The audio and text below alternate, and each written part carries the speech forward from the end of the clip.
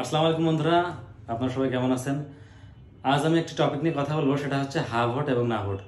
সামনে নির্বাচন, অনেকে অনেক কথা বলতেছে।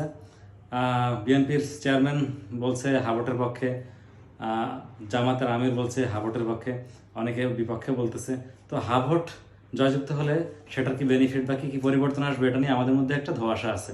তো আমি প্রধান কিছু দিক, মানে বিশেষ কিছু দিক, অল্প কিছু দিক নিয়ে আলোচনা করবো, যেগুলো আমরা জানলে কিছুটা বুঝতে পারবো যে হা ভোট দিব না না ভোট দিব। তো আমরা প্রথমে শুরু করি।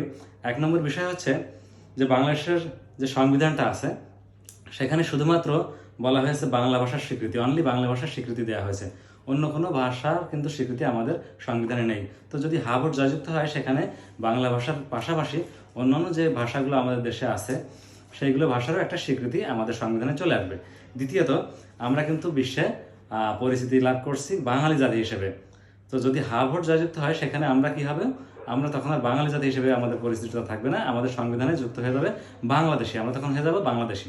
তো তৃতীয়ত আছে আমাদের সংবিধানে যেটা আছে ধর্ম নিরপেক্ষতা, অর্থাৎ যদি আমাদের হ্যাঁ ভোট জয়যুক্ত হয়, সেখানে আর ধর্ম নিরপেক্ষতার পাশাপাশি আমরা সব ধর্মের লোক সহাবস্থানের কথা আমাদের সংবিধানে যুক্ত হয়ে যাবে, আমরা সব ধর্ম বর্ণ নির্বিশেষে সহাবস্থানে অবস্থান করব।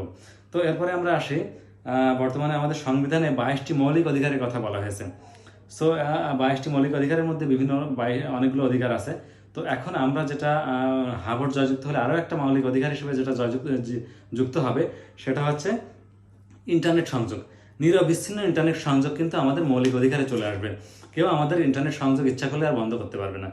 এরপরে হচ্ছে যদি হা ভোট জয়যুক্ত হয়, আগে রাষ্ট্রপতি ইচ্ছা করলেই কোনো দণ্ডপ্রাপ্ত আসামিকে কিন্তু ক্ষমা করে দিতে পারতো, সেই ক্ষমাটা এখন আর রাষ্ট্রপতির হাতে থাকতেছে না যদি হা ভোটটা জয়যুক্ত হয়। হা ভোট জয়যুক্ত হলে ওই যে আসামি, যে কারণে ওখানে আসামি দণ্ডপ্রাপ্ত হয়েছে, যারা ক্ষতিগ্রস্ত হয়েছে আসামির দ্বারা, তারা যতক্ষণ না ক্ষমা করবে, তাদের কাছ থেকে ক্ষমা না আসা পর্যন্ত রাষ্ট্রপতি ইচ্ছা করলেই সে ক্ষমা করতে পারবে না।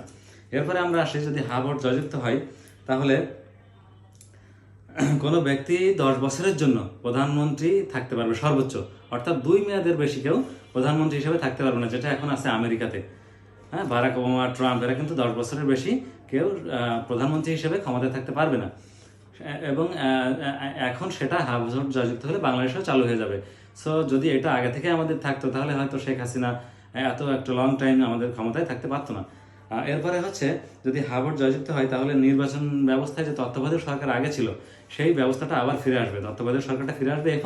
এবং তত্ত্বাবধায়ক সরকার গঠন করতে গেলে বিরোধী দলের মত নিতে হবে এবং সরকারি দলের মতামত নিতে হবে, উভয় দলের সম্মতিক্রমে একটা তত্ত্বাবধায়ক সরকার